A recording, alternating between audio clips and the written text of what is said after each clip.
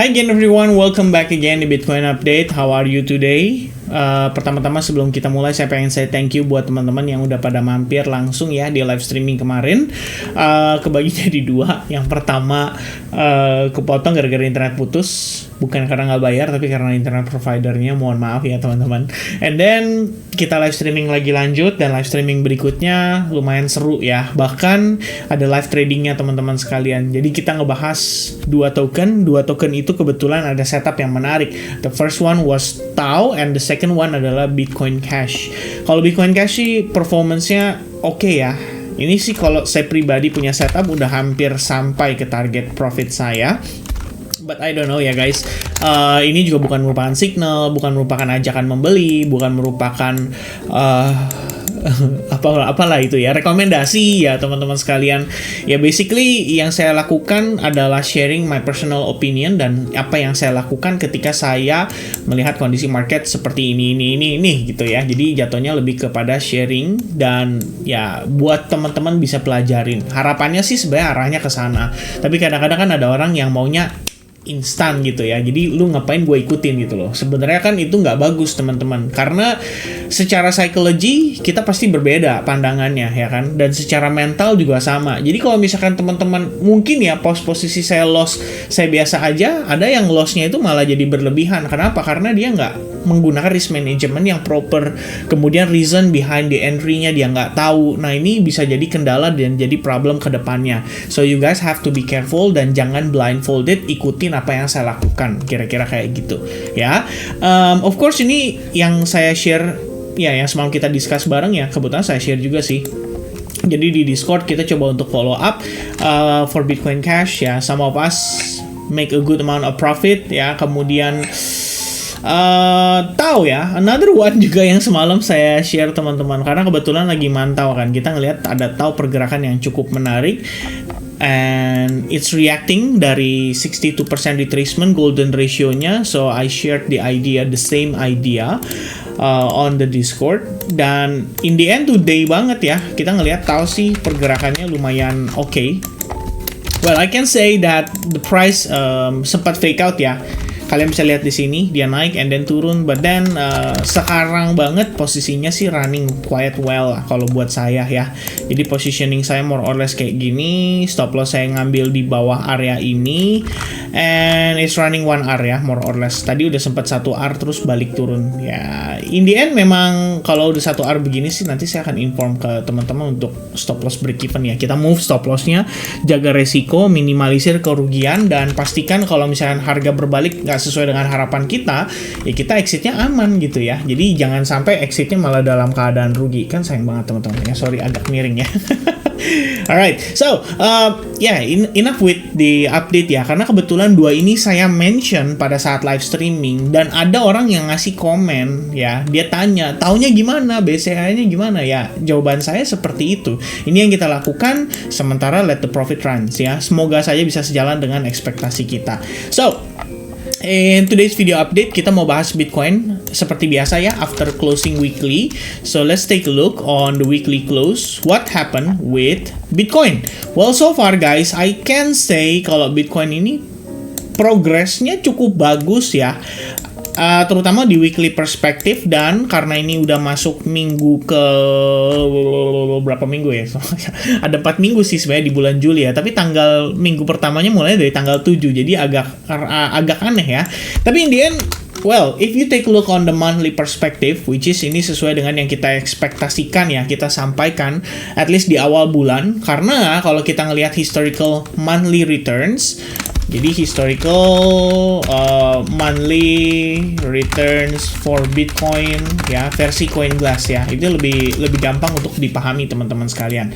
Bukan lebih gampang untuk dipahami sih, lebih update lah kalau saya bilangnya. Nah ini ya, Juli positif ya. Kalau Juni negatif, Juli positif. Kalau Juni negatif, Juli positif. Juni negatif, Juli positif. Juni negatif, Juli positif. Juni negatif, Juli positif. Dan di tahun 2024 ini kebetulan bulan Juni kita negatif guys. Minusnya hampir 7%. And then per Juli so far running ini udah plus around 11,28%. On the monthly candle-nya sendiri ini udah bagus sekali. Saya sudah menjelaskan secara detail juga by live streaming. Jadi mudah-mudahan teman-teman yang kemarin ikut bisa paham ya. Kalau yang nggak ikut dan kebetulan first time banget ngeliat YouTube channel ini, mungkin saya nggak akan breakdown lagi. Tapi simpelnya adalah secara body candle ini tuh kita sebenarnya pergerakannya semua tuh masih di dalam inside bar ya dari candle bulan Maret. So technically apa yang terjadi dari Maret sampai dengan bulan Juli ini hanya kocokan dari para pelaku pasar aja atau dari para whales-nya ya. Tapi kocokan ini ingat teman-teman menghasilkan apa ya? Yang mereka cari itu adalah liquidity atau likuiditas. Likuiditas tuh maksudnya gini. Kita nih para retail ya, ada beli, ada jual, ada jual, ada beli. Itu likuiditas bagi mereka. Ya, mereka punya uang besar sehingga punya kelemahan. Kelemahannya adalah mereka nggak bisa belanja segampang kita. Ya, kalau kita nih datang ke market, deposit USDT, habis itu kita proses transaksi, berapapun mungkin nominalnya bisa dapat. Tapi kalau mereka dengan konteks nominal yang luar biasa besar ya, kayak misalnya BlackRock sekali belanja berapa sih? Bisa ratusan juta dolar teman-teman sekalian dalam satu hari gitu kan. Adapun di bawah 100 juta dolar, tapi itu mungkin ya kondisinya bisa dibilang relatif ya average-nya, tapi kalau average sejauh ini saya lihat BlackRock kayaknya di atas 100 juta dolar teman-teman sekalian. Dan itu nominal yang besar, harus settle dalam satu hari. Kenapa? Karena contoh misalkan saya datang ke BlackRock, terus saya bilang saya mau transaksi nih, saya mau beli Bitcoin ETF spot ya, sekian. Nah, BlackRock itu harus menyesuaikan dengan dia punya aset Bitcoinnya. Dalam tanda kutip, kalau misalkan contoh nih bertambahnya sekian ya di Bitcoinnya juga cadangan Bitcoinnya dia harus tambahkan. Maka dia harus ke market dan dia harus transaksi, dia harus beli. Dan harus disesuaikan sehingga ada settlement dalam satu hari sejumlah dengan ETF yang masuk, inflow-nya berapa dan Bitcoinnya tuh ada berapa. Itu harus sejalan kalau bisa teman-teman sekalian ya. Walaupun kata orang katanya gini, tapi kan nanti kita nggak tahu nih BlackRock apakah akan laporkan sesuai dengan yang sebenarnya mereka punya atau gimana, ya itu urusan nanti ya. Yang penting kita pahami mekanismenya dulu. Jadi kalau misalkan mereka mau transaksi beli pun, mungkin proses yang terjadi selama 3-4 bulan terakhir, penurunan. Kalian lihat ya, kalau saya nggak salah nih teman-teman, momen Bitcoin sentuh kisaran level di bawah 60 ribu dolar. Itu kan ada beberapa kali. Bahkan ada yang sampai terendahnya tuh 53 ribuan something. Dan di sini ya 53.300 dolar. Ini semua orang yang pengennya Bitcoin bearish ya, which is saya nggak bilang bear boy lah, tapi lebih ke apa ya, mungkin mereka yang anticipating, mereka yang merasa bahwa ini sell the news, mereka yang merasa bahwa after halving nggak terjadi apa-apa, mereka totally bearish parah ya. Bahkan some of their comments ada saya screenshot juga. Kenapa? Karena itu buat kenang-kenangan saya ya. Nanti saya reshare lagi di grup Telegram biar kalian bisa lihat juga. Maksudnya apa teman-teman saya ngelakuin itu? Sebenarnya buat ngasih tahu ke kita bahwa ini loh, ketika market kehilangan hope ya, sentiment turns menjadi negatif, mereka akan menjadi liquidity. Jadi once mereka mungkin sell some of their Bitcoin, mereka yang jadi liquidity. That's a problem guys ya. I think ya so far yang terjadi pada market saat ini. Setelah 3-4 bulan terakhir dia hanya konsolidasi, tapi berperubahan dinamika ya. Kalau kita lihat dari para pelaku pasar itu sangat-sangat signifikan. In the end apa yang terjadi sih pada ETF guys? Well, kalau kalian merasa it's bearish, well, take a look at the ETF ya teman-teman sekalian. BlackRock total megang udah hampir 20 miliar dolar. Si Fidelity ya peringkat kedua itu hampir 10 miliar dolar. Dari mereka berdua aja ini total sudah hampir 30 miliar dolar. Dan ini triliunan rupiah teman-teman sekalian. Nggak sedikit uangnya. Ya, so far inflow sejak tanggal 11 Januari itu adalah 17,5 miliar dolar ya. Naik turun iya, karena ada sempat momen di pertengahan di awal Juli itu outflow terus tuh ya, secara konsisten turun terus. Tapi by the end of the month ya, menjelang Juli close, dia balik lagi naik, bounce back sampai ke 17,5 miliar dolar. Sempat turun ke 15, something tapi balik lagi ke 17,5 miliar dolar. What do you think guys? Is it bullish or bearish gitu loh? At least kalau kalian merasa bearish, fine, nggak masalah. Tapi buat institusi ini bullish banget. ya. Buat institusi, ya, buat teman-teman sekalian ya. Kalau misalkan buat saya pribadi ya, saya juga ngikutin, coba sebisa mungkin ngikutin lah ya, gimana para institusi ini bermain ya. Kalau mereka belum lepas barang ya, kenapa kita harus panik gitu kan, ibaratnya. Ya itu sementara yang kita lihat pada perspektif monthly-nya. Kalau weekly candle, closingnya jadi doji guys. Sebenarnya doji ini plus minus ya, tapi lebih ke plusnya sih kalau menurut saya. Kenapa? Karena week candle-nya kan panjangnya ke bawah. Dan kalau kalian lihat, ini tuh sebenarnya gini. Saya breakdown sedikit ya. Ini tuh terdapat fair value gap. Oke. Dan yang terjadi adalah karena candle weekly yang 2 minggu lalu ya, ini diakibatkan oleh sentimen menjelang Bitcoin Conference. Kita bisa lihat harga nge-spike naik banget ya teman-teman, sampai breaking dari dia punya fair value gap atau imbalance. Jadi di dalam istilah fair value gap itu ada yang namanya inverse fair value gap. Ketika fair value gap-nya ke-fill, tapi langsung dibablas naik ke atas, nah itu jadi inverse fair value gap. So what happened actually di last week itu adalah retest terhadap inverse fair value gap-nya. Jadi dia nge-touch level tersebut, dan sebetulnya daripada ribet ya teman-teman, intinya kalau menurut saya ini rebalancing lah ya, rebalancing. Ketika high point low point ketemu, ini termasuk rebalancing. Sebenarnya masih ada sisa jarak kalau cuma mau ngambil dari pergerakan ini ya, which is ini lebih relevan karena ini terjadi di awal bulan Juli gitu kan, lebih kurangnya ya. Saya pikir dia masih bisa nge-fill sampai ke sana, tapi ternyata nggak perlu ya. So far di pergerakan weekend kemarin, informasi yang saya dapatkan ya, jadi ketika saya ngelihat memang dia ada potensi untuk mengalami reversal, yang saya perhatiin ke teman-teman di Advance Group juga saya sampaikan hal yang sama, 68.300 ya, as mentioned, penting bagi Bitcoin untuk closing di atasnya. And turns out kita breakout dari trendline, after dia breakout dari trendline dan triangle, ternyata terfollow up dengan baik guys, langsung reacting positively. Dan per sekarang sih harganya sudah langsung rally ya. Di sini kalau saya lihatnya intinya gini, kita ngelihat dia terbentuk triangle, as you can see guys, triangle di breakout, di test, terbentuk base baru, and then break dari mana teman-teman? Ini kalau kalian lihat box warna kuning, ini actually adalah 68.300 ya, yang saya gadang-gadangkan informasikan dalam beberapa hari terakhir. Karena memang menurut saya 68.300 itu merupakan key level yang sangat penting. Dan per closing hari ini sebetulnya kita belum dapatkan dia bermain di atasnya, tapi dengan pin bar-nya dan dengan pergerakan di lower time frame-nya, which is kamu bisa lihat kayak 30 minutes ya, ini posisi di jam 7 pagi nih. Begitu dia boom, break, pop, naik sampai sini, habis itu dia tes teman-teman 68.300, dapat buntut doang, next candle-nya apa yang terjadi? Langsung rally up. Jadi penting buat kita mengerti key level. Dan sedikit tips buat teman-teman, cari key level tuh paling ideal adalah dari perspektif time frame besar. Kenapa? Karena whales, big fun, they don't see the 15 minutes, they don't see the 13 minutes. Ya, mereka nggak peduli apa yang terjadi di 15 menit, 5 menit, 10 menit ya. Nggak penting buat mereka.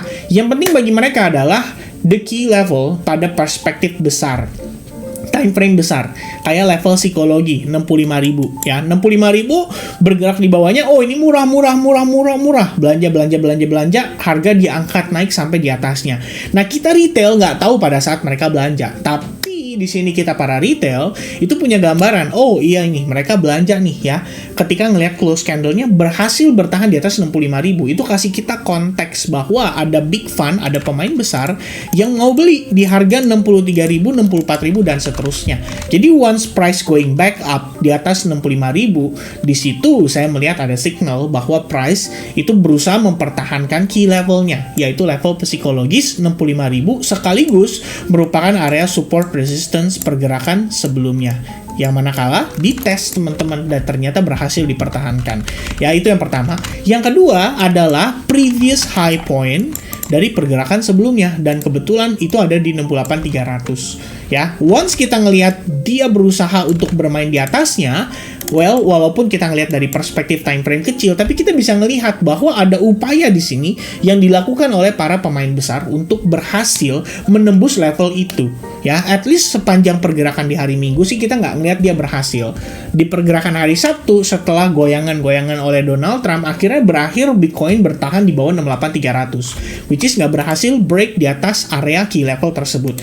Namun setelahnya di hari Minggu kita ngelihat konsolidasi, dia break dari trend line, dia break dari triangle, dia create base di atas triangle, dia break dari SNR-nya, dia break dari key level 68.300 dan ada proses retestnya. Nah, ini sebenarnya balik lagi ngasih kita konteks kalau bigger players berusaha untuk take over area atau key level tersebut.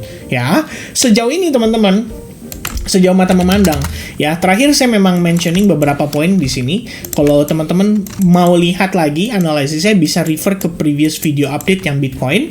Di sini saya jelaskan bagaimana di sini Bitcoin telah membentuk higher high yang baru. Ya, so technically kita bisa mengambil kesimpulan bahwa apa yang terjadi pada perspektif kemarin di lower time frame bagi 4 jam itu adalah bagian dari pullback-nya. Ya, yang saya marking di sini kebetulan adalah 50% retracement, which is di sini. Wait a minute. Okay, there we go. A 50% retracement. Di sini ya, lebih kurangnya level 66.338 yang kebetulan confluence juga dengan previous support resistance. Jadi kalau kita lihat di sini, ini sebenarnya ada support resistance juga teman-teman sekalian. Ya, ternyata nggak sampai situ. Ya, ternyata nggak sampai situ. Kita holding sedikit di atasnya, cuman ngambil liquidity dari imbalance terdekatnya aja di kisaran 66.500. Habis itu dia langsung mantul lagi. Nah, kalau kita ngelihat dari pergerakan di perspektif time frame 1 jam, sebenarnya kita udah ada upaya ya untuk creating higher high, which means teman-teman sekalian struktur internalnya itu udah pindah ke sini, low point, high point. Ya, ingat teman-teman, ini struktur internalnya. Ya, begitupun sebenarnya untuk SIM 4 jam sih, ini udah termasuk struktur baru juga teman-teman, karena sudah valid terbentuk dan dalam sekitar 54 menit dari per saya create video ini, dia bakal close candle kan buat time frame 4 jam. Ya, kita lihat dia bisa nggak close candle body di atas level itu. Dan kalau misalkan sukses teman-teman sekalian, apalagi kalau daily ya, di atas 68.300. Perhatikan nih, kalau daily closing di atas 68.300, ini membuka potensi range up to level $72.000. Kenapa? Karena the only strong resistance itu hanya ada di level tersebut, ya. Dan itu di kisaran $72.000 datang dari high point yang berkali-kali di retest oleh Bitcoin selama beberapa bulan terakhir. Ya, dan ya mungkin kita bakal ngetes ke sana ya. Di situ kepentok atau dia balik turun lagi itu udah urusan nanti teman-teman. Yang penting kita pahami bahwa range pergerakan yang terbentuk untuk minggu ini itu bergantung dari pergerakan ini ya. Tidak lupa juga saya pengen remind ke teman-teman, this week is gonna be a very important week because kita punya FOMC press conference tepatnya di hari Kamis, yang manakala menurut saya di sini mungkin ya arah omongannya bisa ke dovish karena dia untuk meredam kekecewaan para pelaku pasar kalau The Fed nggak pangkas suku bunga. Ya, The Fed nggak pangkas suku bunga, otomatis kan pelaku pasar butuh pengertian, butuh penjelasan. Mungkin di press conference itu akan dijelaskan oleh Jerome Powell kalau kita nggak pangkas suku bunga ini, kita perhatikan timing dengan baik dan kita rasa untuk September bulan depan mungkin atau pertemuan yang berikutnya mungkin ini udah tepat untuk kita lakukan. Nah, itu mungkin jadi satu pertimbangan yang akan dilakukan oleh Jerome Powell pada saat press conference, which is ketika rilis data mungkin negatif-negatif tipis, tapi pas press conference-nya dimulai, Jerome Powell dovish di sana, mungkin harga bisa cenderung naik. Harapannya kayak gitu. Dan terakhir teman-teman, jangan lupa juga ada NFP di akhir pekan. Unemployment rate selalu jadi perhatian khusus ya untuk para pelaku pasar, terutama buat kalian yang trading di forex market. Kalau kalian trading di US equities atau stock market, itu harus perhatiin yang namanya NFP. Ini juga penting untuk kalian pahami karena secara makro ini salah satu yang diperhatikan oleh para pelaku pasar keseluruhan ya. Nggak penting apa yang kita percaya, yang penting adalah apa yang market lakukan. Itu yang penting buat kita teman-teman. Oke, so that's gonna be the update for Bitcoin ya. So far kalau kita ngeliat secara pergerakan, struktur di lower time frame juga udah cukup baik. Sekarang lagi running, jadi kita juga belum bisa marking ya kira-kira level mana yang kita perhatikan. Seperti yang saya jelaskan pada saat live streaming, teman-teman udah lihat langsung proses di mana kita bisa memark up time frame kecil sampai ke 30 menit sekalipun untuk kita mengetahui ini masuk dalam fase koreksi atau belum gitu kan. Tapi kalau saya lakukan di sini nanti terkesannya seperti prediksi dan lain-lain ya. Kalau buat saya yang penting kita lihat saat ini directional biasnya dulu teman-teman. As long di higher time frame 4 jam, 1 hour, even for daily sekalipun ini masih dalam keadaan bullish, ya teman-teman sebisa mungkin jangan terlalu over speculate dengan melakukan sell shorting ya. Itu sedikit tips dari saya supaya menghindari transaksi yang mungkin terlalu berlebihan dan pada akhirnya menyebabkan teman-teman malah missing opportunity. Ini kan gain dia naik dari bawah ke atas tuh lumayan teman-teman. Nah itu opportunity-nya tuh ada di situ. Range yang semestinya kalian manfaatkan untuk kalian bisa profit taking. Kira-kira seperti itu. Oke? So that's gonna be the update for Bitcoin today. Perhatikan baik lagi teman-teman, 68300 adalah key level untuk daily perspektif. Kalau bisa closing di atasnya, itu akan jauh lebih baik untuk pergerakan Bitcoin selama semingguan ini. Dan mudah-mudahan FOMC press conference dan NFP tidak terlalu mengganggu progresnya. Oke? God bless to everyone. Have a nice Monday. Good luck on your work. Good luck on your activity. Stay healthy and love you guys. Cheers. Bye-bye.